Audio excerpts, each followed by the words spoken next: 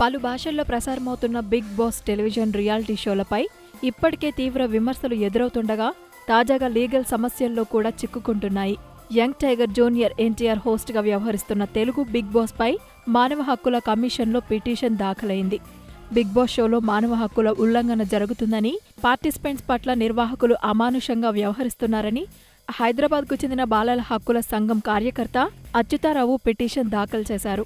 Court తప్ప ఈ విషయంలో పోలీసులు, ఇతర అధికారులెవరూ షో నిర్వాహకులపై చర్యలు తీసుకోలేరని అన్నారు.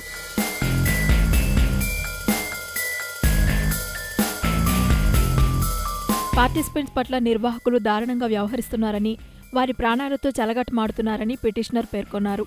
ఇటీవల ప్రిన్స్ అనే పార్టిసిపెంట్ను 50 సార్లు నీటిలో మునగమన్నారని అన్నారు.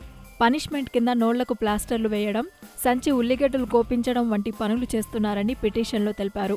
పోటీ పేరిట మనుషులు శ్వాస తీసుకుని తినే హక్కులను ఉల్లంఘించడం ఎంతవరకు సబబని పిటిషనర్ ప్రశ్నించారు.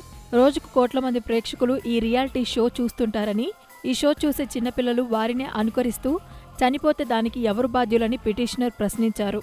పిటిషన్ను స్వీకరించిన రాష్ట్ర మానవ హక్కుల కమిషన్ దీనిపై విచారణ జరిపి నివేదిక సమర్పించాలని హైదరాబాద్ పోలీస్ కమిషన్ను ఆదేశించింది.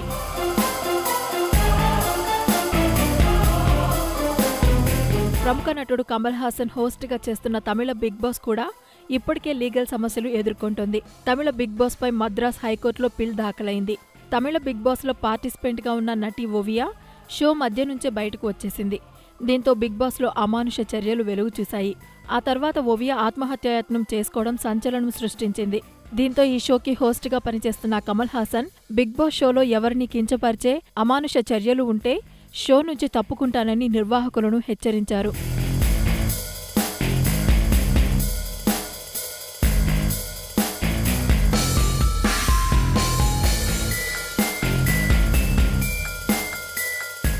Hi, Ninu Avantika. Do subscribe to New Waves for more updates and videos. Hi YouTubers, మరిన్ని మంచి వీడియోల కోసం సబ్స్క్రైబ్ చేయండి.